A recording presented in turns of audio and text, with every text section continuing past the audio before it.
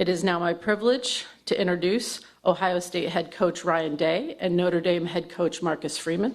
Coach Day will start with an opening remark from you. Yeah, it's an honor to be here. Our team is really, really excited about this opportunity and playing in the national championship. Against a great opponent. Both teams, have had a great journey to get here. Two historic programs. We know that it's going to be an electric atmosphere at Mercedes-Benz Stadium on Monday night. And, our team is really focused on their preparation right now and playing our best game. Coach Freeman. Yeah, I want to first thank, the CFP staff and all the work they put in to put on this event. The welcome was amazing. The city of Atlanta, we're grateful to be here.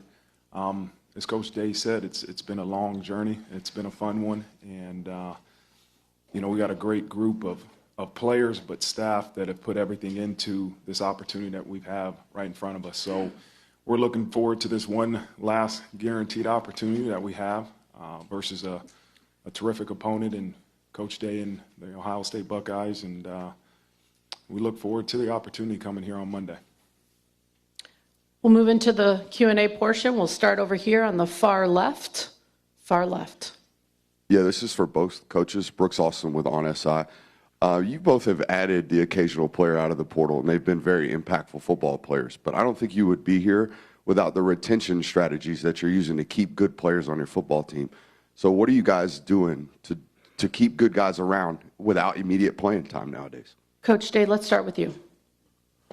Yeah, our philosophy when it comes to that is that, we want to recruit high school players, develop them, and then retain them, like you said. And I think a lot of people, there was a lot of conversation early in the season about our roster. But when you look at our team, the majority of our team are guys that have been here for a long time, fourth and fifth year seniors and played a lot of football.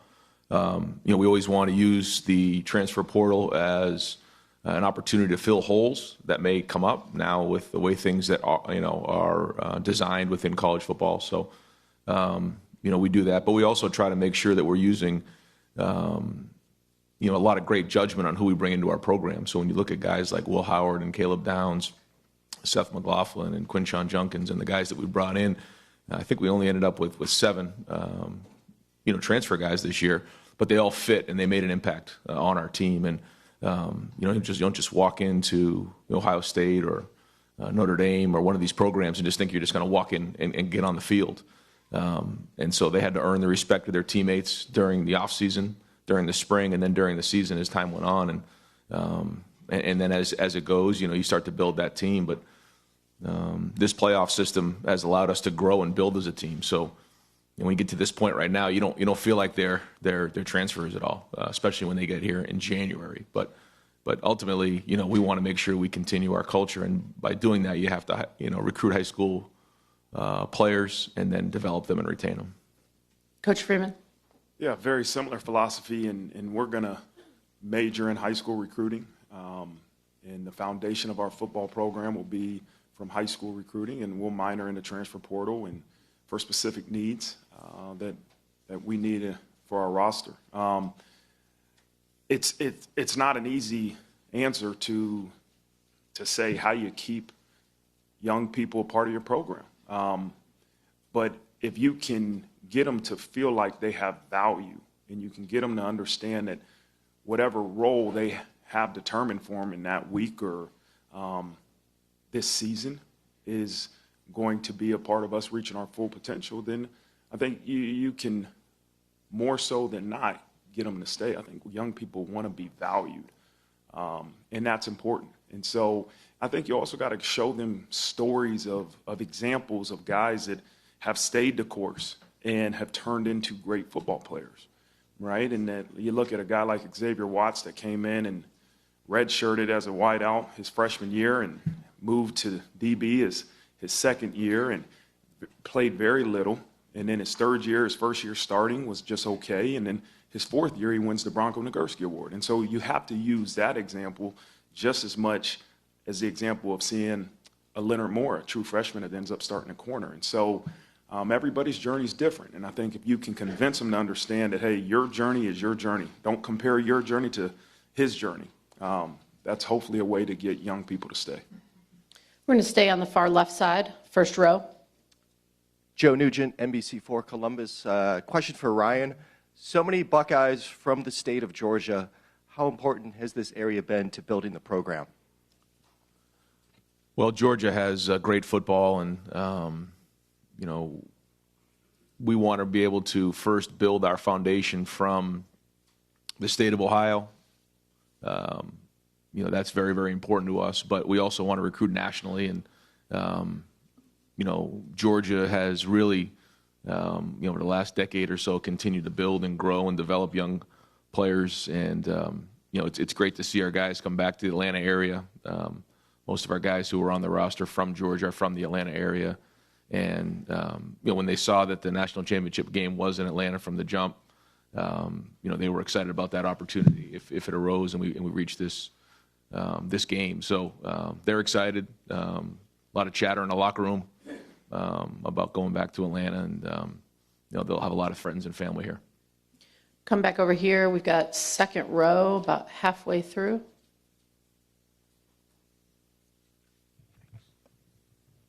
Kirk Bowles from the Houston Chronicle. For both coaches, Ryan, y'all start a home with Texas next year, and Marcus, you have a return match with A&M. Are we in danger of seeing fewer marquee games like this because of the playoff? And do you think the college football playoff hit a home run, or is it more like a triple? Marcus, we'll start with you, Coach. I have no clue who we play next year. I'm not thinking about that. And I really don't have a strong opinion right now on the playoff structure. I was asked that previously. And that's going to be something maybe after the season I can spend more time really thinking about my opinion of the pros and cons. Right now, you just try to figure out a way to get your team prepared for this opportunity you got right in front of you. And so that's what the focus is on, is this opportunity. And we'll deal with next year and opinions on the playoff structure, I think, once this thing's over. Coach Day. Yeah, agreed. I think there's a lot of things we're learning about this structure, what comes with it, and those are all great conversations for after the season. I do think that, playing some of those games during the regular season, though, allows you an opportunity to learn. And with this structure, your team can grow and build. You'll learn from those types of games, whether they're on the road or at home, wins, losses. And then you build as the season goes on to help you maybe become more prepared for the playoffs, which is maybe a little bit different than it has been in the past. We're going to come over here on the aisle to the left, second seat in. Dan Tortora, wakeupcalldt.com. For both coaches, just what you can say about, we live in a kind of me society right now. The we in your team, obviously, to get to where you are right now with the NIL, with the transfer portal, and everything going on, just what you can say about the culture of both of your programs and how you've created a we in this me society. Coach Day. Yeah, first off, I would say that, I think as coaches, we get too much of the attention a lot of times. This journey for us has been about our players, our staff, our coaches. They're the ones who are on the field. They're the ones playing. And they're the ones, there's a bunch of guys that decided to forego an opportunity to go to the NFL or whatever it was, other schools, to come back, to have this opportunity to chase this goal. And right now the focus is on finishing, the mission of winning the championship. But, anybody who's around our players and speaks to our players or interviews our players is quick to recognize, what a special group it is, how mature they are. I believe that being at Ohio State, you have to up your game across the board. And every day that you're there, every year that you're there, you just grow up faster, you learn faster, you have to hold yourself to a higher standard. The expectations are extremely high, and that's the way it is, and you embrace it.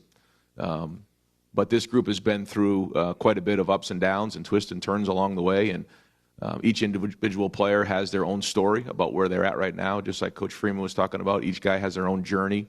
But then also as a group, they've had their own journey. Each class has had their own journey. The senior classes got a great story to tell. But like I've said before, those stories are not told unless you win it. And so that's our focus right now, is winning the game. Coach Freeman. Yeah, I think very similar to the answer I said earlier. the ability to make sure everybody feels value is so important, right? To get people to commit to something bigger than themselves, they have to feel like their determined role is important. And then they have to make a choice that no matter what, us achieving team glory is more important than what I want as an individual. I think it's a choice that every coach, every player, every person in our football program has to continuously make. But I think if they can see the value they have in us achieving our ultimate goal of team glory, and then they're more than willing to continue to give everything they have to the program. And so I think it's an everyday message, it's an everyday constant reminder, and it's an everyday choice that we all have to make. We're going to come to the other side, halfway through the middle here.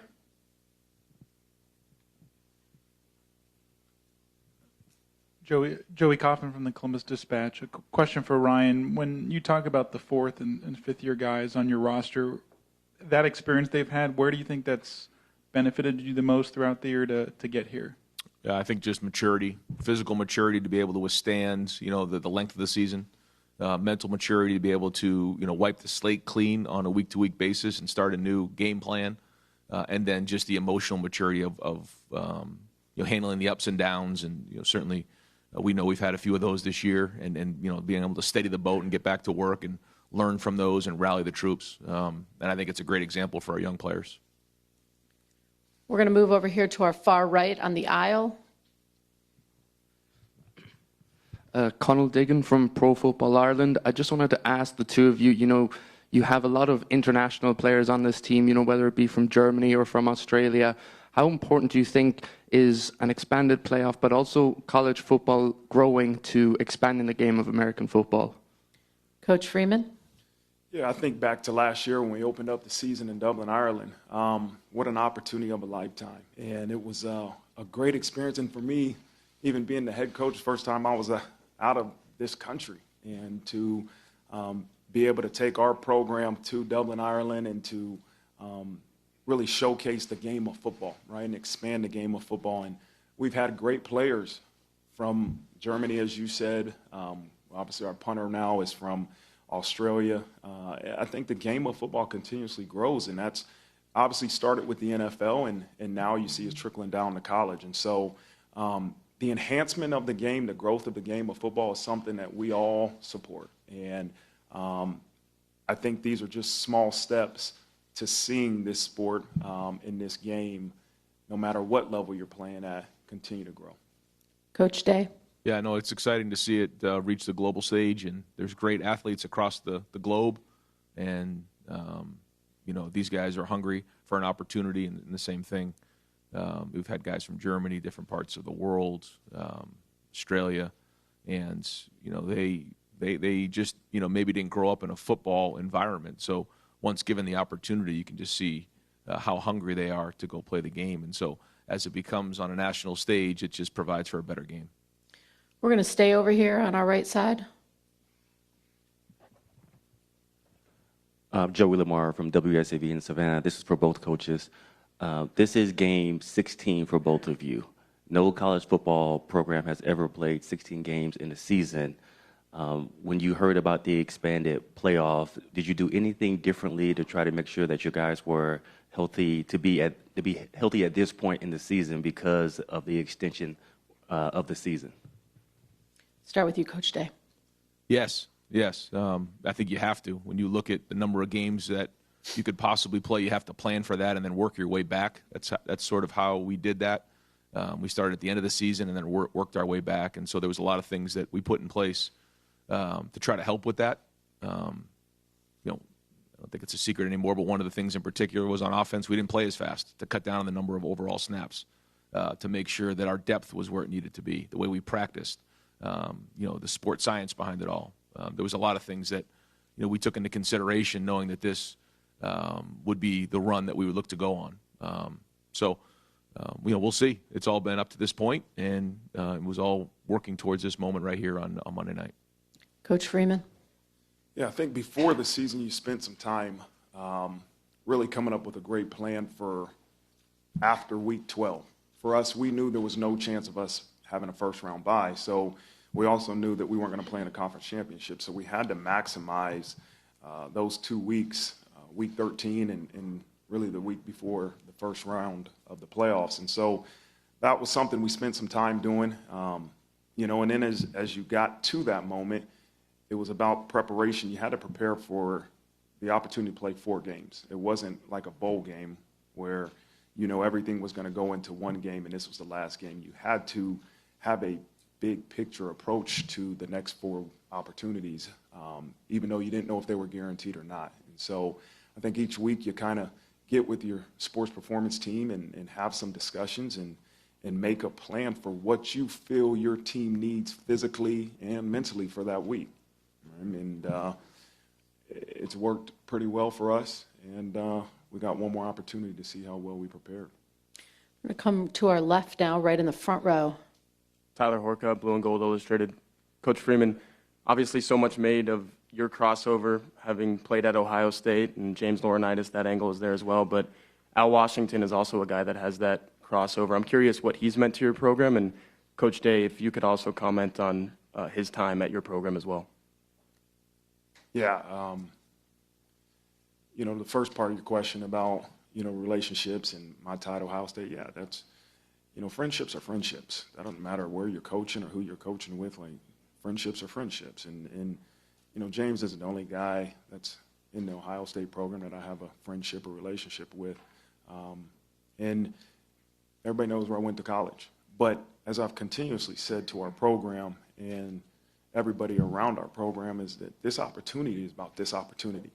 This isn't about where I went to school. This isn't about the last 2 times we played Ohio State. This opportunity is about this opportunity, and we got to make sure we focus on that, because this opponent is this current opponent. It's not the last 2 that we faced, and it's going to be a great challenge. As far as Al Washington, he's been a tremendous asset to our staff. We had the fortune to work together at Cincinnati for a year before he left. And I knew him before that. And so I know the type of man he is, but also the type of coach he is. And he is a developer of young people. He's done a really good job of recruiting and developing the defensive line. And we're grateful to have him part of our staff. Coach Day? Yeah, first off, everybody at Ohio State, respects Marcus and the fact that, he went to Ohio State and had a great career there, and certainly have a lot of respect for, what he's done in his coaching career and what he's doing. He's a tremendous coach and does an unbelievable job. And, I know James and his friendship goes back a long way. And like Marcus said, it really has nothing to do with this game, but I know that they're very close. In terms of from Al Washington, Al played at Boston College when I was a GA. And my first opportunity to be an offensive coordinator at Boston College, he was the running backs coach. We met at a Dunkin' Donuts, and Al never knew anything about coaching running backs. And I sort of talked him into becoming the running backs coach. And he said, I don't know anything about coaching running backs. I said, well, we're going to sit down and figure it out. Here, the first thing you got to do is take care of the football and run vertical. He said, all right, I can figure that out. Then we went into pass protection. And then that year, Andre Williams, his running back, became the Doak Walker Award winner that year at Boston College in 1 year. And it just went to show you that it didn't really have anything to do with the position. It was his ability to motivate players, his passion for recruiting, his energy. His wife, Melissa, is great, and I have nothing but unbelievable respect for Al Washington. We're going to go back over here in the middle to our right. Doug Lesmerises from Kings of the North. For both coaches, these are 2 traditional historic programs from similar parts of the country. Do you feel like there are any similarities between Ohio State and Notre Dame and how you guys go about your business and the success that these programs have had? Start with you, Coach Day. Well, similar to what Marcus said, I really don't think that any of those things really have anything to do with what's going to go on Monday night. That first off being said, I mean, this is an excellent team that has just found a way to win week in and week out. They, I think have over 140 points off of turnovers. They play great in all 3 phases. You talk about offense, defense, and special teams. I mean, these guys are really good on special teams. They keep you on your heels all the time. I mean, they fake punts, they fake field goals, they find different creative ways to get guys in the game. They've done onside kicks, they've done reverses on kickoff return. I mean, they're very, very good in all 3 phases. So it's a big challenge, and really the focus is about executing and making sure that we prepare for this game, not the fact that it's Ohio State versus Notre Dame. Nothing in the past matters, and nothing moving forward matters. I think, though, to answer your question, Doug, the fact that these are both Midwest programs, large fan base, alumni base, have an opportunity to recruit nationally. I think there's a lot in common there, and certainly everybody on our program has a lot of respect for Notre Dame. Coach Freeman. Yeah, when I think about the similarities, more than anything, I think the expectations that both programs have for each other, right, and for themselves, I'm sorry. Every season you go into the season wanting to be national champions. And, obviously Ohio State has achieved that goal in more recent years than we have, but those are the expectations to be at the mountaintop. And I think there's not a tremendous amount of programs that can truly say that every year. And I think that's part of the reason why we're both at these places. We want to be a part of a program that every year has expectations of being the best. And they're willing to do whatever it takes to try to achieve that result. And the other thing, I hope that we continuously do it the right way, right? And that I know Coach Day and a lot of people on his staff that have integrity and do things the right way. And it's about building young people and helping them grow, helping them be better individuals because of the time they've spent with us. And I think that's important, is that you can aspire to win national championships every year, but you can also make sure that the young people you're leading are better because of the time they spent with you. And I think that's a reflection of both football programs. We're going to move over here to our left-hand side, second row. Hey, good morning. I've got a question for each of you. I'm Bill Roden with ESPN's Landscape. I was curious, how much time would you say your players spend each week on game, tape, or games? I don't want to call it tape or film, but how much time would you say your players spend watching game tape? And is it as important or less important than it's ever been? Start with Coach Freeman. I don't know the exact hours, but there's a tremendous amount of time spent watching film. That could be with coaches and without coaches. That could be in the football facility or at home. And yes, it's more important than ever to watch film. And I'm a firm believer in that, in the preparation. There's only so much you can do physically. But mentally, I think there's always a nugget you can grab as you prepare and watch film. Coach Day. Agreed. Each guy is different. I say it all the time. Each unit is different. What is your routine? How many hours do you need to watch of film by yourself? 5, 10, 20, 30, 50? But the more film you watch, eventually you find something. You find a way to get a first down. You find a way to get a stop. You find a little tip that may just help you get that 1 inch. You think about, some of these games, it can come down to one play, right? And so that's what it is. And having the discipline late in the season to be able to watch, all right, let's put the film on, watch one more hour of film here. And that's, for young players to understand how important that is and how that can help you win the game. We're going to move back over here to the right-hand side aisle. Charlie Clifford, NBC Cincinnati. It's a speech that every coach dreams of. For both of you, if you could describe the preparation and emotion that will go into your pregame address tomorrow night. Coach Day. Well, I think for us, the playoff has been a natural kind of ramp up to this game and has allowed us an opportunity to get into a routine. And I think when you start to make it bigger or change what you've done over the last few weeks, I don't think that's good. So what we're going to do is the same thing we've done for the last 3 weeks, have the same routine and focus on our execution. And there'll be plenty of motion to run around on Monday night. And so, I think that there's a back and forth of recognizing what's at stake, but also just making sure we recognize the fact that it's about our execution on the field. And certainly we know what a great opponent we have and how good they are. And so that's it. That's what we have to focus on. But being in the locker room is a special moment. It is. But you all of a sudden can't just ramp a guy up in the last second to get a guy to go play really, really hard. It's a build-up. It usually starts at least 48 hours out to get your body, your mind, your soul ready to go play in a game like this. Coach Freeman. Yeah, it's probably the the last thing on our minds. That what we're going to say to them pregame is going to help them win the game. So much goes into preparation. It goes into days of preparation, and sometimes maybe outsiders can think that, oh, it's a pregame speech that's going to help your team win. The reality is very similar to what Coach Day said. What you've done to get you here is what you got to go out there and do.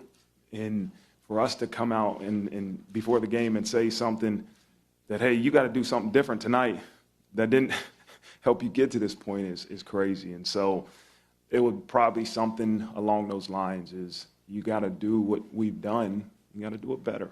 You know, we're facing a great opponent. You're in a national championship game. You might say it with a little passion. You get ready to play for the national championship. You know, the natural emotions will come out in that moment. But our guys got to continuously do what they've done to get them to this moment. Move back over here to our left-hand side in the middle. Jeff Gilbert, Press Pros Magazine. Ryan, you've talked this year a lot about leaving no doubt. That mentality that you're trying to get into your team to buy into or have bought into, what's behind that thought, and how do you feel for you? Why are you talking that way? And then how do you feel like that's helped your team? Yeah, it's something we talked about, all year, and in the winter. There's a lot of messaging that happens, and when you play this long of a season, there's different, messages that you can kind of come in and out of during the season. But we tried to keep them as consistent as possible. And the idea of leave no doubt is don't leave it to one play, don't leave it to one call, don't leave it to the photo finish. Don't leave it to the judges to call at the end of of a boxing match. And that's it. Not that that's easy, but that's the reason behind it. All right, we're going to come over here on our right-hand side. Ashley Adamson, Big Ten Network. Riley Leonard made the point that the last two teams standing are also the two teams that have been the most outspoken in their faith this season. And I just wonder if each of you could offer some perspective on what you've seen from a cultural standpoint and how that's had an impact on both of your seasons. Start with you, Coach Freeman. Yeah, I think, when you're at Notre Dame, faith is something that's openly talked about, obviously being at a private Catholic university. And amongst our football program, it's promoted. And I'm not saying you have to be Catholic. We're saying we want our young people to grow in their faith. And when you have a leader like Riley Leonard that is very outspoken about his faith and is very intentional about putting together Bible studies and helping his peers grow in their faith, I think it's big. It's huge. It promotes a culture where you're comfortable as an individual seeking out ways to grow in your faith. And so I'm a believer, and I have a strong faith, and that's my personal opinion and beliefs. But I think we have a team of leaders that do a really great job of promoting and helping young people grow in their faith. Coach Day. Yeah, I had an opportunity to be at Boston College for 9 years and experience, what that was like, and what an amazing experience going through the Jesuit education and seeing what that's like on a daily basis. All three of my children were baptized there. But then going to Ohio State and being at a state university, it's a different experience. But it's been amazing to watch this team grow spiritually. And I just think those three pillars of your body, your mind, and then your soul and spirit. And, we have Bible studies and reflections that, we have that we'll have folks come in and speak at, and we have been, for a long time. But then also, seeing our players lead them, in those moments. But then there's also times where I'll walk around the corner and I'll just see a bunch of guys in a room together that, we didn't even know about, that they're having a Bible study talking. And the impact they've made on our community, I think even nationally, is significant here. And I'm proud of where those guys have gone in their journey. And I think it's, again, a great example for some of our young players. Come right down here on our left. Pete Byrne, WSBT, for Marcus Freeman. Coach, we've heard you talk about guaranteed opportunities throughout the year, and then as you switched to the playoffs, it was 60 minutes to earn another 60 minutes, and then this week, finally, you said, we've reached our final opportunity. So I'm curious to you, what does it mean to have maximized your opportunities this season, and then furthermore, what would it mean for you to watch your guys deliver a national championship for Notre Dame after all these years? Yeah, when I think about this journey in this season, you know, there's a lot of gratitude I have to be on this journey with not just the players, but with all the coaches and the staff, the men and women that are involved in our program and the efforts they put into us being in this position. You know, when I think about this last guaranteed one, you know, we started the season talking about reaching our full potential, and we got one guaranteed opportunity to do that.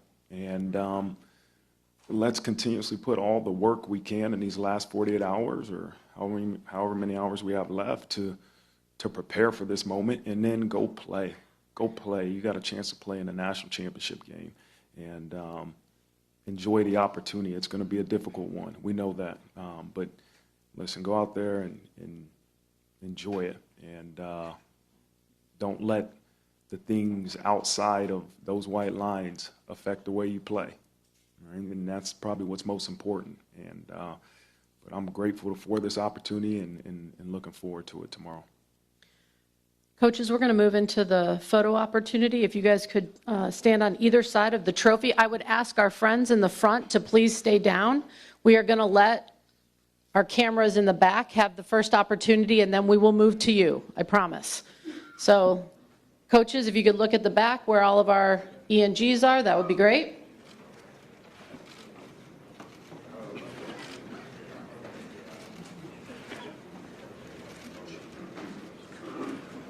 Everybody good in the back? All right, let's move down here to the front to our handheld cameras. As we finish that up, I would respectfully ask for everybody to stay seated as we allow our coaches to head out for their next opportunity. And once they leave the room, everybody will have a great day. All right, thank you. You're going to go that way. Again, give us a minute.